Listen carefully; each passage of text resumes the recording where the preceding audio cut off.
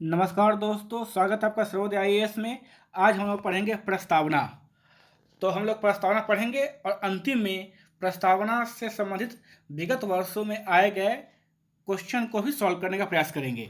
तो आप लोग वीडियो को शुरू से अंत तक देखिएगा ताकि आप प्रस्तावना से संबंधित कोई प्रश्न आए तो आपके वो दायरे से बाहर न हो। तो चलिए हम शुरू करते हैं प्रस्तावना को।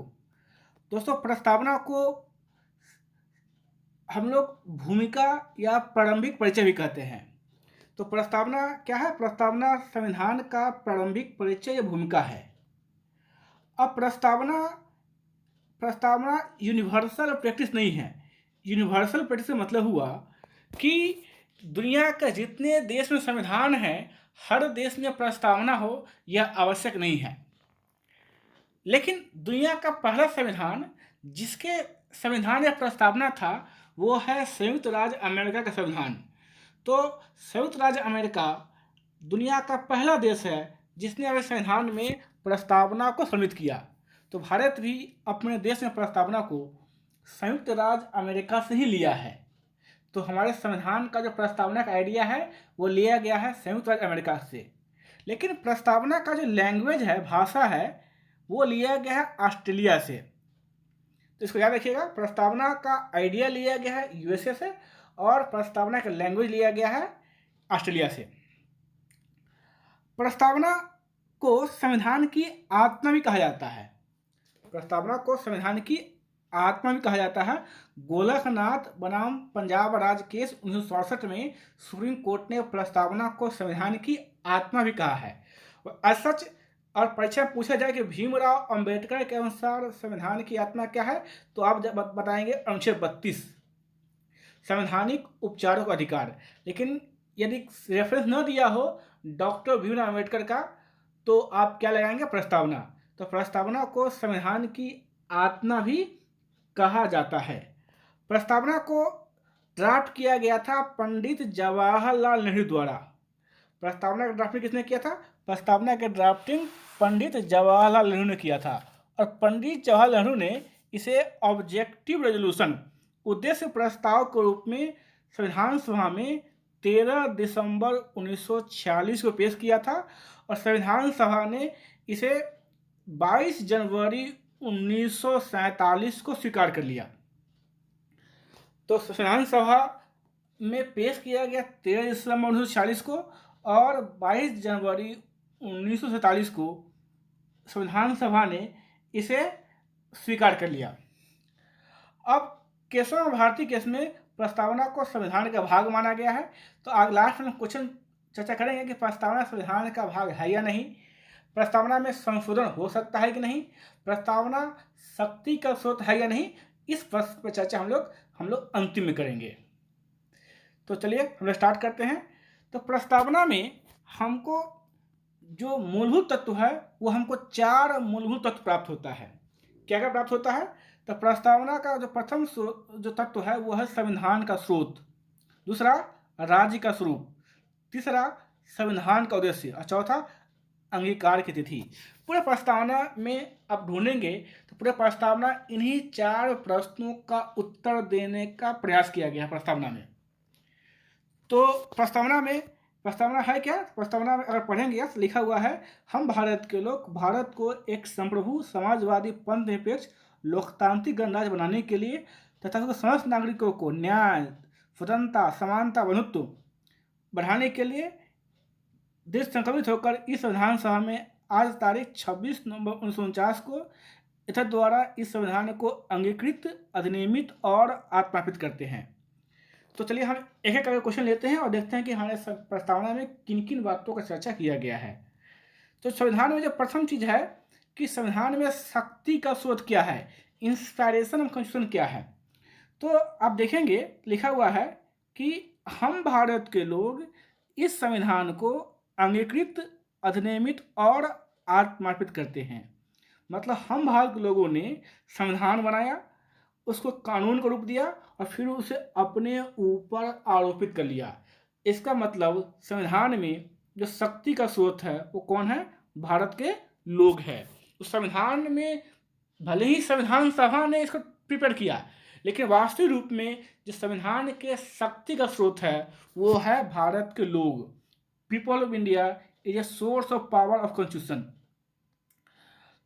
जो दूसरा क्वेश्चन है कि राज्य की प्रकृति, कि राज्य कैसा होगा, तो उसका जो जवाब दिया गया है कि राज्य कैसा होगा, संप्रभु होगा, समाजवादी होगा, पंथ निरपेक्ष होगा, लोकतांत्रिक होगा, गणराज्य होगा। तो भारतीय राज्य की प्रकृति कैसे होगी, तो भारतीय राज्य की प्रकृति संप्रभु होगी, समाजवादी होगी, पंथ निरपेक्ष होगी, लोकतांत्रिक होगी और गणराज्य होगी। अब हम एक एक करके हर एक को देखते हैं। अब ये संप्रभुता का मतलब क्या हुआ? संप्रभुता का मतलब हुआ निर्णय लेने की आज़ादी, अर्थात भारत को अपने आंतरिक और बाह्य मामले के निर्धारण में स्वतंत्रता। मतलब भारत सरकार यदि कोई निर्णय लेती है तो उसके निर्णय पर न हो कि आंतरिक दबाव हो और न ही कोई बाह्य दबाव हो। तो ऐसे स्थिति को कहेंगे कि भारत क्या है, संप्रभु है। सेकंड शब्द है समाजवादी। अब जो समाजवादी शब्द है ये मूल संविधान में नहीं था, इसे 42वें संविधान संशोधन द्वारा 1976 में जोड़ा गया। समाजवाद का मतलब होता है समानता स्थापित करना। समाजवाद का मतलब क्या है, समानता स्थापित करना। चूंकि भारत क्या है, भारत एक कल्याणकारी राज्य है। अनुच्छेद 38 में पढ़ेंगे आप, तो वहाँ लिखा हुआ है कि भारत एक कल्याणकारी राज्य है और कल्याणकारी राज्य का उद्देश्य होता है कि सभी में समानता स्थापित करना। अब समानता का मतलब क्या हुआ? अब समानता का मतलब हुआ कि किसी के साथ कोई भी भेदभाव न हो, समाज में ऊंच नीच न हो। तो समानता के कई सारे मॉडल हैं, liberal socialism, Gandhian socialism, welfare socialism, democratic socialism, Fabian socialism, Marxism, साम्यवादी सोशलिज्म। तो साम्यवाद का बहुत सारा रूप है। भारत बेसिकली जो लोकतांत्रिक समाजवाद है इसको फॉलो करता है कि समानता आएगी किसके माध्यम से, लोकतंत्र के माध्यम से। जो नेक्स्ट शब्द है वो पंथ निरपेक्षता है। यह भी 42वें संविधान संशोधन द्वारा जोड़ा गया। पंथ निरपेक्षता का सीधा सा मतलब है कि राज्य का अपना कोई धर्म नहीं होगा, राज्य का अपना कोई धर्म नहीं होगा और राज्य किसी धर्म विशेष को प्रोत्साहित नहीं करेगा। राज्य का अपना कोई धर्म नहीं होगा और राज्य किसी धर्म विशेष को प्रोत्साहित नहीं करेगा। अनुच्छेद 25 से 28 से देखेंगे तो वहां आपको भारतीय संविधान में पंथ निरपेक्षता की स्पष्ट झलक दिखेगी। यद्यपि संविधान लागू होते समय पंथ निरपेक्ष शब्द का प्रयोग नहीं किया गया था, लेकिन संविधान की मूल भावना में पंथ निरपेक्षता स्पष्ट निहित है। अगला शब्द है लोकतांत्रिक, डेमोक्रेसी। लोकतंत्र का मतलब होता है जनता का शासन। लोकतंत्र का मतलब क्या है, जनता का शासन, जहां सर्व शक्ति किसमें निहित हो, जनता में निहित हो। लोकतंत्र में प्रत्येक नागरिक को अपने देश के शासन में भाग लेने का अधिकार प्राप्त होता है। लोकतंत्र को जनता द्वारा, जनता के लिए और जनता के शासन के रूप में जाना जाता है।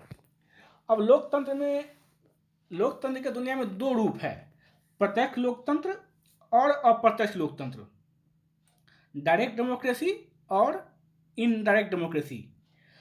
प्रत्यक्ष लोकतंत्र में जनता शासन कार्य में प्रत्यक्ष रूप से भाग लेती है, जैसे स्विट्जरलैंड में, और अप्रत्यक्ष लोकतंत्र में जनता प्रतिनिधि के माध्यम से शासन कार्य में भाग लेती है। अगला शब्द है हमारा गणराज्य। गणराज्य का इंग्लिश में कहते हैं रिपब्लिक। रिपब्लिक का मतलब हुआ कि जो हेड ऑफ स्टेट है, जो राज्य का प्रमुख है, राष्ट्र का प्रमुख है, वह इलेक्टेड होना चाहिए। Head of state should be elected, not nominated. तो राज्य का प्रमुख क्या होना चाहिए, राज्य का प्रमुख निर्वाचित होना चाहिए। तो भारतीय राज्य की प्रकृति बताई गई संप्रभु, समाजवादी, पंथ निरपेक्ष, लोकतांत्रिक, गणराज्य। अब जो तीसरा प्रश्न मेरा है कि राज्य का उद्देश्य क्या है, तो यहाँ राज्य का उद्देश्य बताया गया कि राज्य का उद्देश्य है न्याय, स्वतंत्रता, समानता और भ्रातृत्व स्थापित करना, यह राज्य का उद्देश्य है। क्या क्या उद्देश्य है? न्याय, स्वतंत्रता, समानता तथा भ्रातृत्व स्थापित करना। अब यहाँ न्याय की बात की गई। न्याय कितने प्रकार का? तो न्याय है 3 प्रकार का। कौन कौन सा न्याय? सामाजिक न्याय, आर्थिक न्याय और राजनीतिक न्याय। ये जो सामाजिक, आर्थिक और राजनीतिक न्याय है, इन तत्व को 1917 के रूसी क्रांति से लिया गया है। कहाँ से लिया गया इसको? इसको 1917 के रूसी क्रांति से ग्रहण किया गया है और इसके सुरक्षा के लिए मौलिक अधिकार और डीपीएसपी में कई सारे उपबंध किए गए हैं। अब सामाजिक न्याय का मतलब क्या हुआ? सामाजिक न्याय का मतलब हुआ कि जाति, मूलवंश, लिंग, जन्मस्थान, धर्म, भाषा आदि के आधार पर समाज में किसी के साथ कोई भी भेदभाव न हो, समाज में विशेषाधिकार अनुपस्थित हो। एससी एसटी, महिलाओं, जो हमारे समाज में पिछड़े वर्ग हैं, उनको भी समाज में उचित दर्जा प्रदान करना ही सामाजिक न्याय है। आर्थिक न्याय का मतलब हुआ कि आर्थिक आधार पर किसी के साथ कोई भेदभाव न करना। आर्थिक आधार पर किसी के साथ कोई भी भेदभाव नहीं करना। उत्पादन एवं वितरण पर सबको समान रूप से न्यायोचित अधिकार देना ही क्या है? आर्थिक न्याय है। आय और संपत्ति की असमानता दूर करना ही क्या है? आर्थिक न्याय है। और एक शब्द है राजनीतिक न्याय। राजनीतिक न्याय का मतलब हुआ कि प्रत्येक व्यक्ति को चुनाव लड़ने, सार्वजनिक पद प्राप्त करने, मतदान करने का अधिकार प्राप्त होगा। और राजनीतिक न्याय प्रदान करने के लिए हमें संविधान में अनुच्छेद 325 में कहा गया है कि निर्वाचक नावली में किसी के साथ धर्म, मूलवंश, जाति, लिंग के आधार पर किसी के साथ निर्वाचक नावली में भेदभाव नहीं किया जाएगा। वहीं अनुच्छेद 326 में कहा गया है क्या? 326 में कहा है कि लोकसभा और राज्यसभा के विधानसभा निर्वाचन में वयस्क मताधिकार के आधार पर होगा, यूनिवर्सल एडल्ट फ्रेंचाइजी के आधार पर। नेक्स्ट जो उद्देश्य है वो है स्वतंत्रता, समानता, भ्रातृत्व। ये तीनों को लिया गया है फ्रांसीसी क्रांति से। स्वतंत्रता, समानता, भ्रातृत्व कहाँ से लिया गया है? फ्रांसीसी क्रांति से। और हमारे संविधान में 5 प्रकार के स्वतंत्रता की बात की गई है। कौन कौन स्वतंत्रता? विचार, अभिव्यक्ति, विश्वास, धर्म और उपासना। विचार, अभिव्यक्ति, विश्वास, धर्म और उपासना, ये 5 प्रकार के स्वतंत्रता की बात प्रस्तावना में की गई है। अब यहाँ समता 2 तरह का है। कौन कौन समता? प्रतिष्ठा और अवसर का समता, अर्थात सबको समान अवसर मिले और किसी के साथ भेदभाव न हो, सबको समान प्रतिष्ठा मिले। और नेक्स्ट है भ्रातृत्व। भ्रातृत्व किसका? व्यक्ति गरिमा का और राष्ट्र की एकता अखंडता का। भ्रातृत्व या बंधुत्व का मतलब होता है भाईचारे की भावना। तो जो हमारे संविधान में मूल कर्तव्य है, मूल कर्तव्य के में यह उल्लेख किया गया है कि प्रत्येक नागरिक का कर्तव्य होगा कि धार्मिक, भाषाई, क्षेत्रीय या वर्ग आधारित सभी भेदभाव से परे होकर भाईचारे की भावना को प्रोत्साहित करना। ठीक है। और व्यक्ति गरिमा सुनिश्चित करने के लिए किसी के साथ कोई जाति सूचक शब्दों का प्रयोग न किया जाए, इसके लिए संविधान के अनुच्छेद 17 में अस्पृश्यता का उन्मूलन किया गया है। और राष्ट्र की एकता अखंडता, यूनिटी एंड इंटीग्रिटी। यूनिटी मतलब फिजिकल वननेस, यूनिटी मतलब इमोशनल वननेस, और इंटीग्रिटी मतलब फिजिकल वननेस, भौतिक रूप से और भावनात्मक रूप से एक होना। जो अंतिम प्रश्न का जो उत्तर दिया गया प्रस्तावना में वो है अंगीकार करने की तिथि। तो प्रस्तावना को अंगीकार किया गया था 26 नवंबर 1949 को और इसे लागू किया गया था 26 जनवरी 1950 को। अब प्रस्तावना संबंधी कुछ विवाद है कि प्रस्तावना संविधान का भाग है या नहीं। प्रस्तावना संविधान का भाग है या नहीं, तो इससे संबंधित कई सारे केस हैं। जैसे एक केस है बेरूबारी संघ केस। 1960 का। इसमें सुप्रीम कोर्ट ने कहा कि प्रस्तावना संविधान का भाग नहीं है, लेकिन गोलकनाथ केस में सुप्रीम कोर्ट ने कहा कि संविधान का जहां भाषा अस्पष्ट है उसकी व्याख्या के लिए प्रस्तावना का सहारा लिया जा सकता है। बेरुवाड़ी केस में कहा गया कि प्रस्तावना संविधान का भाग नहीं है। गोलकनाथ केस में क्या कहा गया कि जहां संविधान की भाषा अस्पष्ट है उसकी व्याख्या के लिए प्रस्तावना का प्रयोग किया जा सकता है। एक महत्वपूर्ण केस है केशवानंद भारती केस।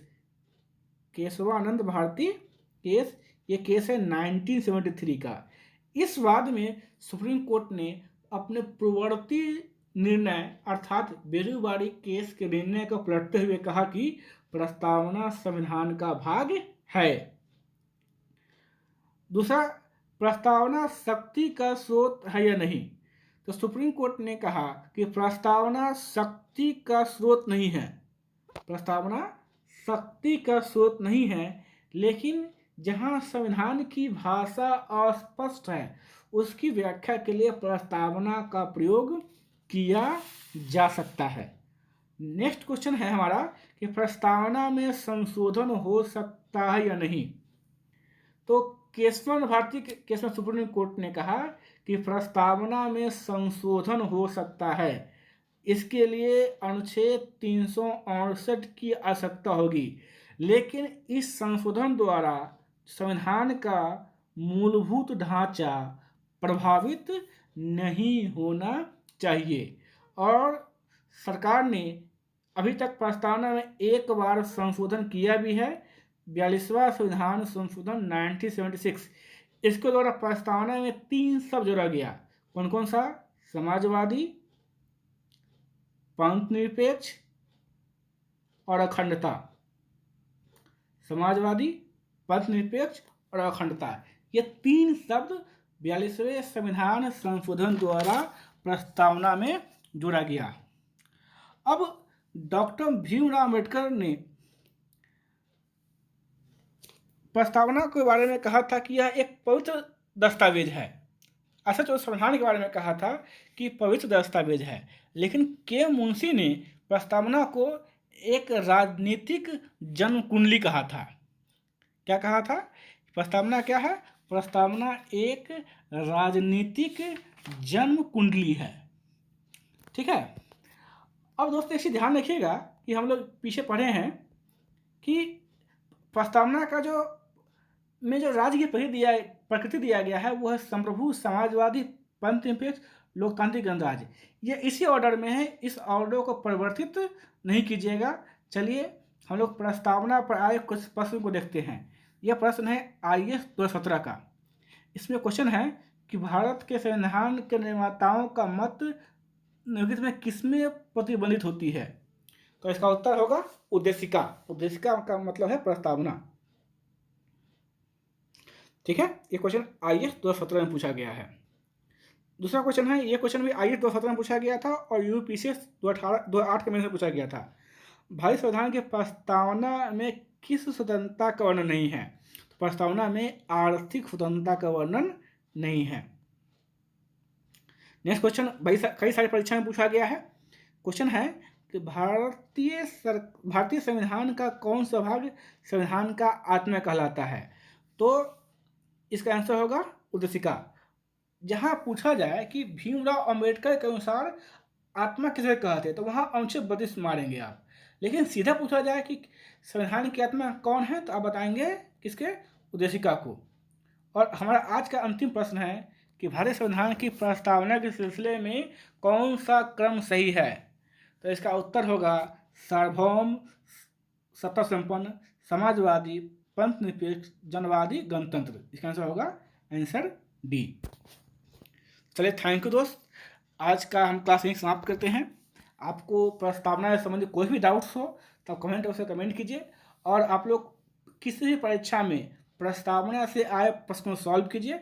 डाउट होता है तो हमको नीचे कमेंट्स में भेजिए, हम उसको सॉल्व करेंगे।